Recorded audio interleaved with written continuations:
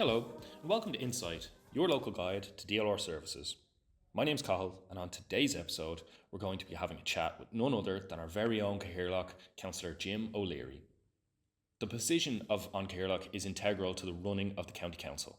As the first citizen of the county, it is an incredible privilege to hold the position, and Jim has the even rarer opportunity to sit as Cathaoirleach at a pivotal point for the council, the first term after the local elections. Listen in on this episode as I talk to Jim about the pride he takes in his role as a public representative and the honour he feels to be awarded this position, and we talk about his hopes and aspirations for the year ahead. Jim, thanks very much for taking the time out of your schedule today. I know you're a really busy man with the role that you have. If we could start off just getting to know you a little bit, Jim. How long have you been a public representative? Now, I've been told that you don't really like the term politician. You prefer public representative, so if you could touch on that as well, it'd be great. Carl, listen, thanks a million for the invitation to be on. The difference between a politician and a public representative, I suppose, it's a branding issue. People don't like, and they automatically assume negativity around politicians. But the reality is, we're public representatives. We're there actually working on behalf of people. We're taking their problems and their concerns to the powers that be. We're looking for changes on their behalf. So I think it better communicates our role. People think politicians, they think Machiavelli, they think scheming. Really what it's about is actually trying to help people and help them solve their problems and make things better for the county or the country or whatever in general. And I think that shows a general shift as well, is the approach, the public engagement. It's much more of an engagement process with the public now recently, would you find? Well, I think that's always been there, but the reality is people live very, very busy lives, and I think they're happy if they can choose people to represent their concerns so that they can get on with their lives. But what's lacking sometimes is trust. So while people will trust me with 2,000 votes, say, and they'll ask me to go off and represent them, there's always something in the back of people's minds, or maybe it's pushed by people who don't agree with you, or it's pushed by the media, that for some reason they can't trust you, or somehow we're working on behalf of some other agency, that we're not actually working on behalf of the people that elected us, which is counterintuitive, because if I want to get re-elected, I'm at all times trying to do what's in the best interest of the people that elected me. The people. Now, what I've learned, I suppose, over the many years I've been involved, is that because I have a role as a councillor, I have access to more information than the normal public would have. And like we would have gone through, say, the Dundrum local area plan, and that involved, I don't know, hundreds and hundreds of pages of reading. There was tens of documents that we had to go through. We had loads of meetings with planners, transport engineers, architects, a whole level of expertise, both from within the council, from the NTA, from external consultants.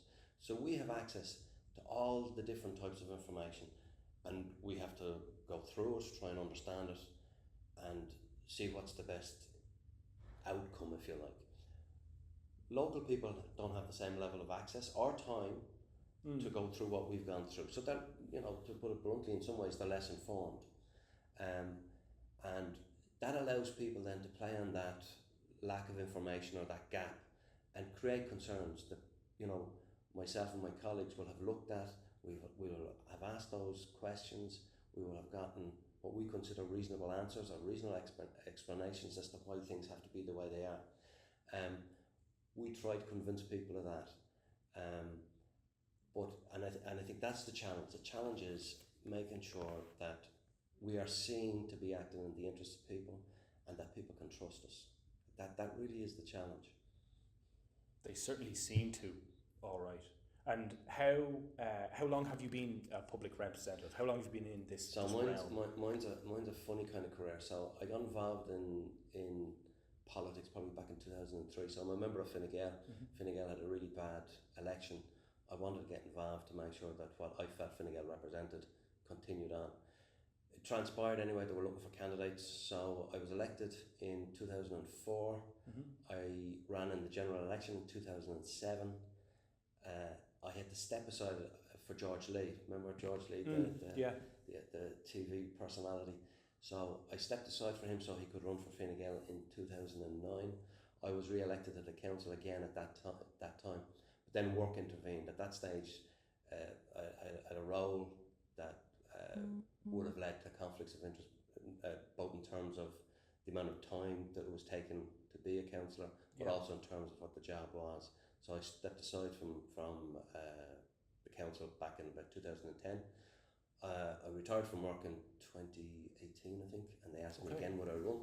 So just in time for the 2019. I put the boots on in 2019, got re-elected, and I was re-elected again, thankfully, in 2024. So it's something I enjoy, very relieved and delighted to have been re-elected, I have to say. Yeah, and it must be something that you enjoy if you were to come back to it time and time again. Do you know what it is? I mean, people as well, you know, they kind of give out about the fact that the sons and daughters of politicians get involved in politics. But I had a grandfather who was a politician, and different parts of my family have always been involved in politics in plenty of different parties. So there's something in the genes, I think, and you can't escape it. But you kind of, if you grow up in a political environment, you kind of tend towards that, you know. Yeah, it could be the same as any environment that people grow up in. I suppose it's just down to where you are. And so you've been elected several times onto the council. Is this your first term as Cathaoirleach? Yeah, and it's a great honour. It's something that doesn't come around that often. I was a little surprised. I said I'd have a cut at it. You're selected you're elected to the council by the people. Yes. Then you're selected by your party as their candidate for Cathaoirleach, and depending in terms of the numbers within the council, then you have to get the votes of other councillors to be elected as Cathaoirleach. So this is the first time I'm Cathaoirleach. It's a tremendous honour. I had actually been selected to be Cathaoirleach I think it was 2013. Okay. But because I had stepped down, so I'd been selected by my party to be our candidate for Cathaoirleach maybe a year before I stepped down. Yeah. So I suppose as I'm getting on now, I'm getting long in the tooth. It's great to have this honour, and it's tremendous. I'm Cathaoirleach now for a year. It's great going out, seeing what's happening in the county, meeting different people, and your eyes are opened to the amount of activity that is going on around the place, and it's great. And the work being done actually by the council as well. And you mentioned earlier on that as a councillor, you have access to more information than the public and the constituents. Do you find that as Cathaoirleach you have even more access, or you see the council and the county in a different light again? There's I suppose I'm only in the role a month. What I would say is I've no extra powers as Cathaoirleach. I have some extra powers in terms of chairing meetings and stuff like that, and having to take an initiative in terms when the councillors have to be represented, and I have ceremonial duties. But I think what being Cathaoirleach is about is actually the ceremonial duties. It's about being out, meeting with people, seeing what's happening, representing the council, and letting people know that what they're doing on a volunteering basis makes everybody else's lives an awful lot better, and that it's fully appreciated by the council and recognised as an important part of the fabric of what goes on in our communities. The other thing too, which is good, I think, because you're Cathaoirleach, you probably have a little bit more access to the officials, and I know while they try to help all of us all the time, I think you probably get a little bit more special attention as Cathaoirleach, so I'm going to try and use that to the greatest degree possible. And so we'll dive a little bit more into the role of Cathaoirleach then. You've kind of touched on its ceremonial functions, and you're still a sitting councillor on the council itself. Are there any other differences between being a councillor and a Cathaoirleach? Yeah. Well, I suppose the biggest thing is you have to try and manage the meetings. So we have council meetings once a month, and then we'll have budget meetings, LPT meetings, a few special meetings. Your job is to try and manage the meetings, understand standing orders, try and get through the business as efficiently as possible. There's a thing called the Corporate Policy Group. You chair that as well, and that's where you have the chairs of the what I call the SPC Special Policy Committees. They come together, and we have a certain role within the council in terms of trying to drive the agenda within the council to a degree, or having oversight of what is the agreed agenda within the council. So one of the things we're doing now at the moment as a council, as elected representatives, is we have to work through what's called a corporate plan. And that's something that will go out to all the different stakeholders within the county have been asked their opinion as to what they see as the priorities for the council. Staff have been asked, management have been asked. And ultimately it'll be councillors that will sign off on it, it'll be councillors that are able to amend it. But the idea is it should set out the main objectives for this council over the next 5 years, and then that should drive how our budgets work. So I suppose that's the type of thing we're working on. But as a Cathaoirleach, it's really probably working with management to try and get these things through, that we keep addressing these things at pace. And then I suppose as well you get the opportunity to focus on some of the big things for myself, initiatives that I'd like to see get across. And we'll certainly get to those later on as well, to cover what your main aspirations will be for the term in office as Cathaoirleach. And one of the things that you mentioned earlier on was the privilege of being the Cathaoirleach. Being elected to council is one thing. You need the votes of so many people. We have 40 councillors on the council, and so quite clearly not everyone will get a chance to run as Cathaoirleach. It's not something that's guaranteed to everybody. So you, for this term, you're the first citizen of the county, which is an incredibly noble achievement, I guess you could say. And what's interesting about it is anyone who has been Cathaoirleach, and I mean I've spoken to some of my predecessors who had long political careers, some at the most senior level in terms of being ministers, and they've all said that their happiest period in politics was as Cathaoirleach, because you're out and you're meeting people and you're seeing the benefits of what is delivered through by the council, or the benefits of all the volunteering that goes on. I remember my mother telling me my own grandfather was a TD for 30 years. Wow. And he was Mayor of Limerick once, and I remember her saying to me that he always felt that his favourite time in politics was when he was Mayor of Limerick, Lord Mayor of Limerick. And I'm experiencing a little bit of it now, just myself, even in the first month. It's wonderful out seeing people. It's wonderful to see what's going on in the communities, and you're brought along to special events. Everyone's always in good form, so it's lovely. It's lovely. It's nice to see so many happy, smiling faces, and all the volunteers. And at the moment, it's the summer, so that makes it doubly good. It's a good point. Yeah, we're enjoying the short bursts of good weather that we get. You mentioned your grandfather was the Mayor of Limerick. That ties me into one of the other questions that I wanted to bring up, not quite directly relevant to your role here, but Limerick has just introduced a new structure which has created a directly elected Lord Mayor, or just Mayor of Limerick, I believe it is. How does that process differ to our process here? Well, it's a new initiative being run by the government, and I actually, slightly tangentially, one of the things we need to do in this country, we have the most centralised form of local government. In fact, we don't have local government in Ireland, we have local administration. And I think we're in danger of turning people off politics, because when I go to a door and they ask you about A, B and C, and you kind of go, well, the council doesn't do that, or the councillors have no control over that, they're kind of throwing their hands in the air, kind of going, well, why would we vote for you at all? And the type of things that we don't have control over, which impact people's daily lives, are things like transport, things like policing, things like education, deciding the schools, the planning for schools, being able to interact with the guards and try and get a crackdown on criminal issues in your area. We don't have that kind of control or responsibility at all. The idea of a directly elected mayor is an attempt at trying to bridge that gap. And I think the idea is within local government, and I use that term advisedly, there are things called reserve functions, and then there's executive functions. Yes. And the chief executive has a control over how the council is run. He needs the support of councillors when it comes to the zoning of the county, when it comes to passing of budgets, when it comes to passing certain bylaws, when it comes to making local area plans and the county development plan. We're involved at that level. But when it comes to deciding what roads we're going to prioritise, that's done by the executive and their team.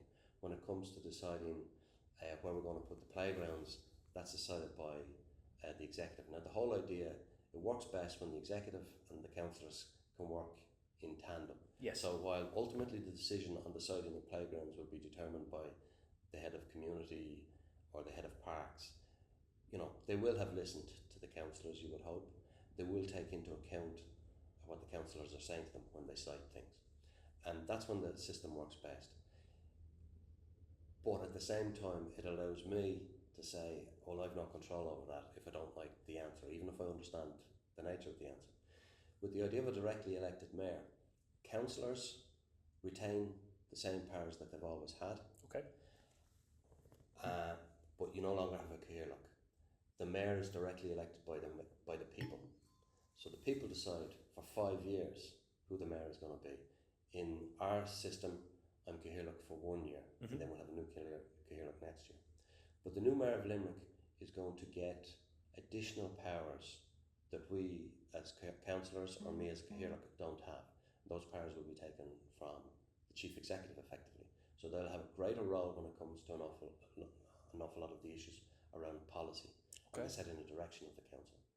And they also have the ability to set up special committees to bring together different stakeholders in their communities, like the guards, like health, and try and come together in driving a strategy for that city, if you like.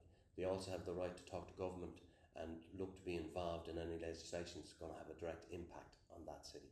So that's powers they were new powers that aren't available to us in Dún Laoghaire. And we'll see how it works. What has happened is they no longer have a Cathaoirleach down in Limerick. They have a new term, so they do actually elect somebody who's responsible for managing the meeting, just as I'm responsible for managing the meeting. Yes. But while I have ceremonial responsibilities and get to wear a chain, the ceremonial duties now are carried out by the directly elected mayor. Okay. So the directly elected mayor will have powers that he has taken from, new powers that he's been given by the government, and powers that he will take from the chief executive. The chief executive gets a new name. I think he's now called the Director General. He's still responsible for all of the HR issues, for a lot of the prioritisation. So he still has a really important job, and you have the director still in place. But now I think when the people of Limerick elect somebody to be mayor, that mayor will have an awful lot more power than any of the councillors or myself here in the Dún Laoghaire context. And that's a good thing, because if things are going well in Limerick, well, you know who you can thank. If things are not going well, you can elect somebody different. Yeah. While if you have a problem with how Dún Laoghaire's been run, you can change the councillors, but it's a bit like changing the deck chairs on the Titanic, because the chief executive is still in place. Now, not for a moment saying that the chief executive is doing anything wrong, or that, of course, and it's not been my experience that they ever do. It's just a feeling that people feel that they don't have a direct say in what's being done.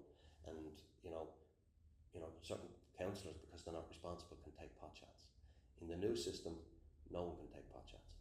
And this new directly elected mayor of Limerick then will be almost a hybrid position that has been created to maybe bridge the gap between the executive and the elected sides of the council, sitting somewhere in the middle, taking powers from both sides. Taking powers from both sides, but the beauty is he has been elected by the people.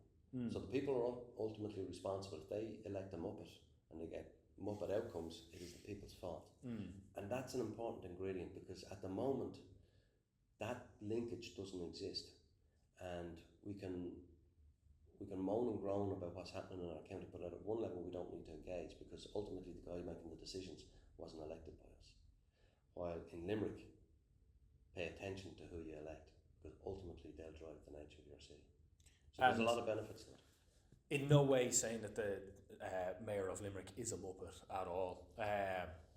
But do you see this? Is this a trial? Is this going to be rolled out to different councils? What is the plan? What can you tell people is the plan at the moment? So what happened was 3 different county areas were given, had a plebiscite back in 2019. I might be wrong on this, but I think it could have been Waterford, Cork and Limerick. And only in Limerick did they vote for their directly elected mayor. In the other 2 areas, the plebiscite was lost and they stayed with the old system.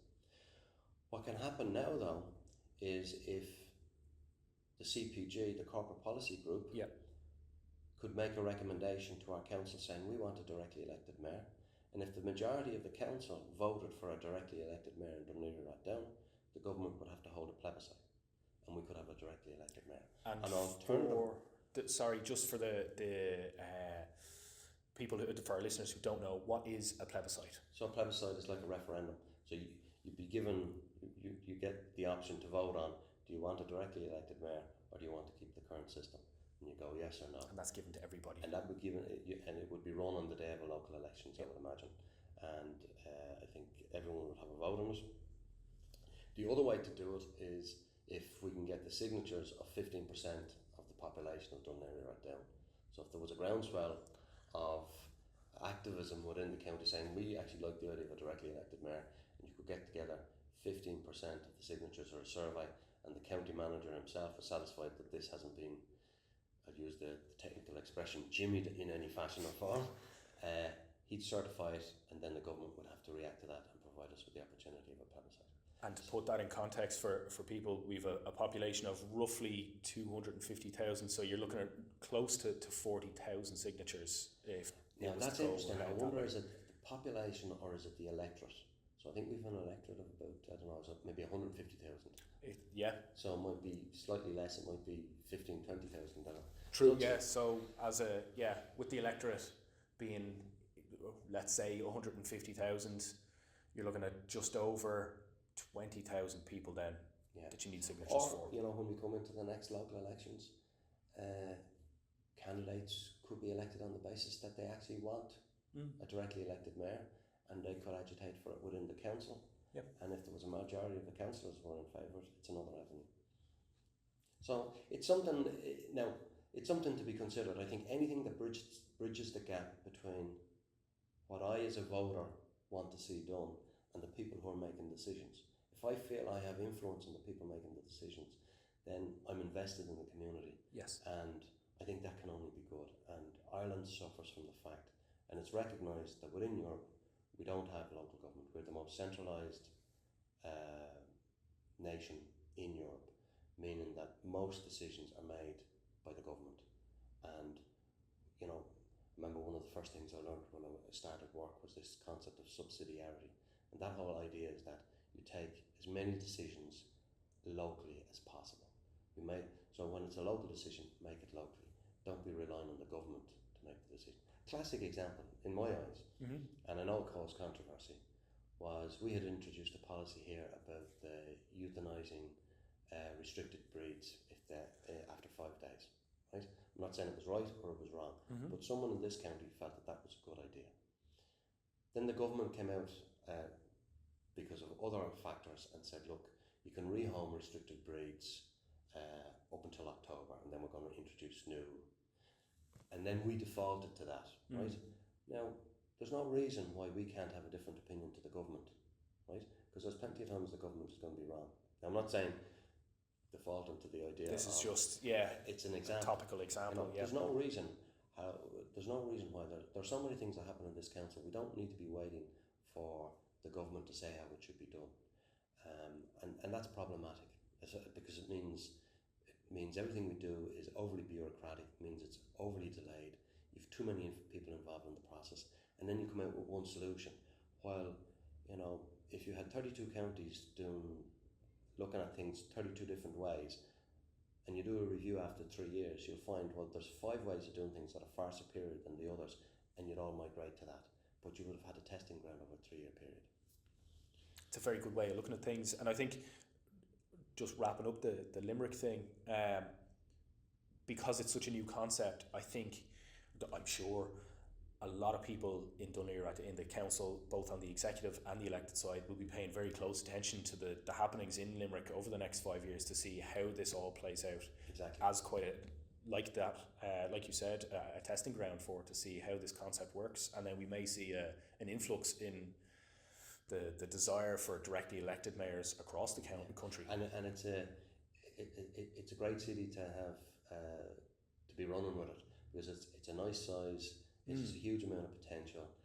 You feel it's not reaching its potential, and when there's an awful lot of upside, if the process or the scheme you've put in place delivers some of that upside, then you know it's a good thing. You know, so I think it's yeah, we'll all learn something in the next 5 years as to what happens and coming back. I think as well, the mayor that they elected, we're very fortunate, or the people in Limerick are fortunate. He's great experience in public sector and has great experience in the Department of Finance and in the private sector as well. So they've probably got a very good guy, and it'll be interesting to see how it works out. Yeah, John great. Moore, I think his name is John Moore. So it'll be interesting to see how it works out. Excellent. And then, so switching back to you then, you have the spotlight's really on you now, Jim. You're here for a year as Cathaoirleach. What are your main goals, your aspirations? What do you want to look back on in a year's time and say, I've delivered this? A couple of things. One is, and I've mentioned it already, the corporate plan. Yep. So that sets us up for 5 years. If we get this right and we identify and collectively agree as 40 councillors what the priorities are, we can use that then to hold to the corporate plan to hold management accountable to what's being delivered. So I think it's important that we give it due attention and that we produce a document that is valuable for the next 5 years. We have to get that done by Christmas, I think. Another big thing I mentioned in my inaugural speech was work had started maybe 2 years ago on a friendship agreement with Palo Alto, city in California. It's right in the centre of Silicon Valley. And we're looking to do a friendship agreement with them. They've been over to see us and they felt that there was a lot that we could work on. And I'd like to see us move that forward, hopefully deliver on it. It would be great for building relationships between the different tech companies that we have up in Sandyford and we'll have in Cherrywood with Silicon Valley. It would be great to try and develop relationships between Stanford and UCD, but also between Palo Alto City Council and our own council, because they're facing issues around housing. We've got issues around housing. So how are we going to, can we learn from them, you know? And that's the beauty of it. Another thing then, and obviously this is a priority not just for me, I'd say for everybody. We want to see progress on housing and the delivery of housing. Now, of course, in this council, I think we're committed to delivering 2,500 social homes and about 1,500 affordable homes. And again, we have exceeded over the last 2 years, and it's likely we're going to exceed this year, all the targets. So we're actually doing well in this council, but there's no getting away from the fact there is a cohort of people. My own kids are at that stage now, they're into their late 20s, where they're either moving out of the home and they need to rent, or in another few years, hopefully they'll be settling down looking to try and get married and buy a house. We need to try and provide more affordable homes in this council area.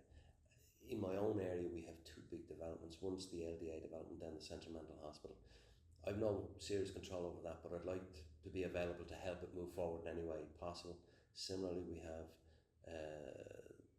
Dundrum is the second town of the county. Yes. And we're reliant on a single landowner maybe to move forward with a development in the town.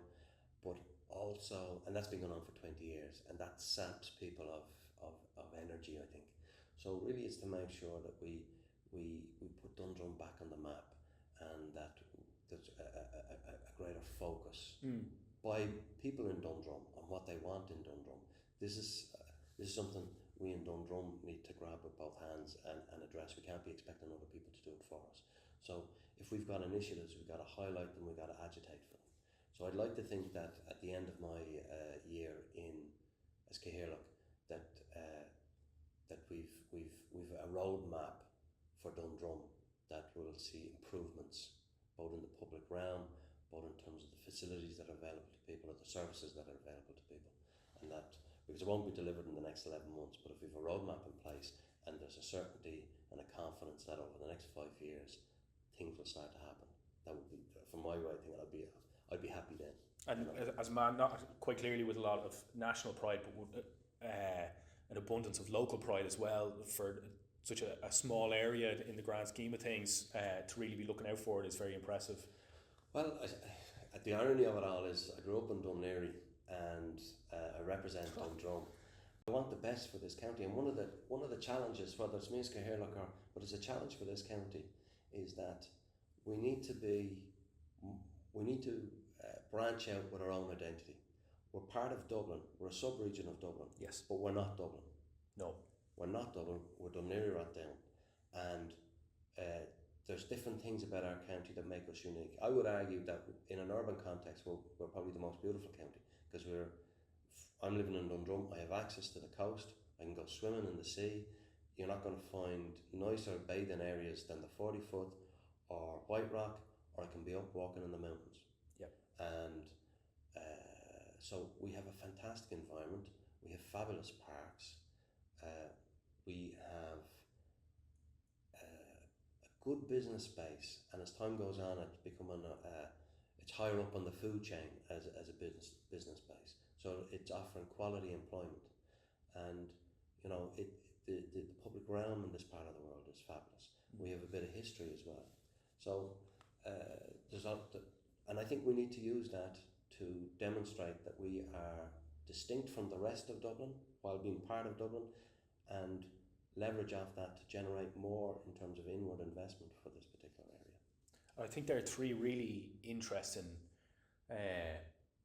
targets that you've kind of set yourself. And firstly, going back to the corporate plan, you're in a really unique position in that not every Cathaoirleach gets to oversee the introduction of a corporate plan. That's the first corporate document that is produced by each council, and so you've really kind of landed on your feet with this, in that you can really contribute towards shaping the future of the next 5 years and onwards after that as well, because there's a knock-on effect. And in fairness, my role, and I don't see my role as shaping it, because this isn't a document for the Cathaoirleach. Really what I want to achieve is that if the 40 councillors can come together and that the document that we produce reflects what the 40 of us want. Yep. Right? Now, coming back to, I remember one of the big things my grandfather was all about, he was, and I saw him quoted in different things, his big thing was, when we came into the council chamber, you left your party badge outside. Party politics had no role to play in local government, and I think I'd like to see us put party politics aside an awful lot of the time. 40 of us are not going to agree on how things should be done, because we've different experiences, we've different viewpoints. I think we need to learn to respect the fact that it's okay to have a different view as to how things can be done, and it's okay to have different preferences, but we need to work together to make sure that the document that is produced reflects as far as possible the desires of all 40 of us, right? And the reality is, where there is conflicts, well, it will be settled on a majority basis, which reflects the will of the people in terms of how they cast their vote. But it shouldn't be driven by party politic considerations. It should be driven by what do we as individuals think are the best things, are the best priorities for this council to move us all forward collectively. Looking out for the county and the council as a whole. Irrespective of what cohort we represent or what geographical area we represent. And your second point then, the friendship agreement, or the twinning agreement as many people call them, with Palo Alto. A lot of people see, you drive into a town and you see, welcome to such and such, we're twinned with these towns here.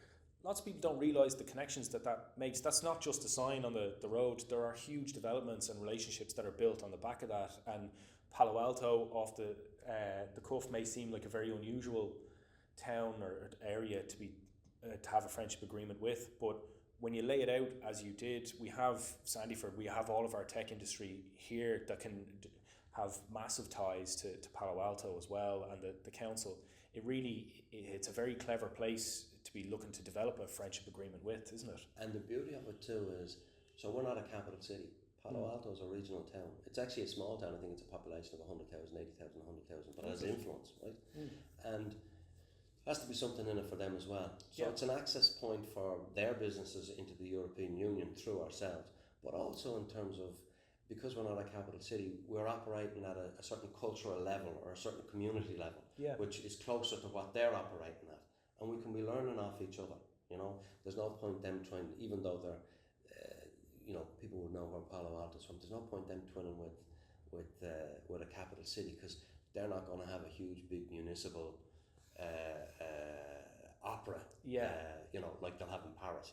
Nor are we in Dunleary down. So in terms of what we can provide for our communities, we're probably operating at the same level. So I mean, one of the things that I think we shouldn't underestimate is how we as a county council can learn off them as a county council. And likewise as well, how we can show them and teach them and help them grow as well themselves. Precisely. It's such a dynamic relationship that is developed in these, and they don't come around very often. They're very rare. It's a prominent one. I mean, it brings all, like the idea that we would build relationships between UCD and such an Ivy League school like Stanford. Yeah. You know, I mean, and what that will generate, you know. It could lead to huge developments on both sides of the agreement, even in terms which is very exciting.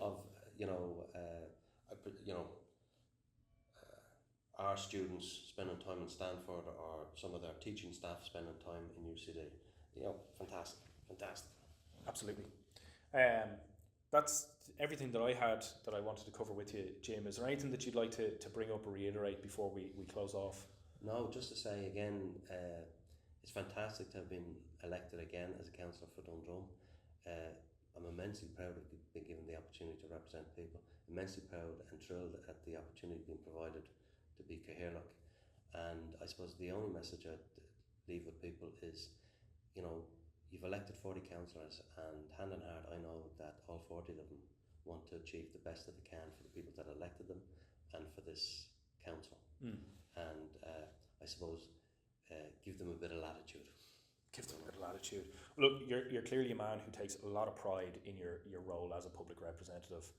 I know you could sit here and talk about it for hours. I really appreciate you taking the time out of your busy schedule to sit down and talk with me here today, Jim. Thank you. No, more than welcome, Carl. Thank you. Thank you for listening to this episode of Insight.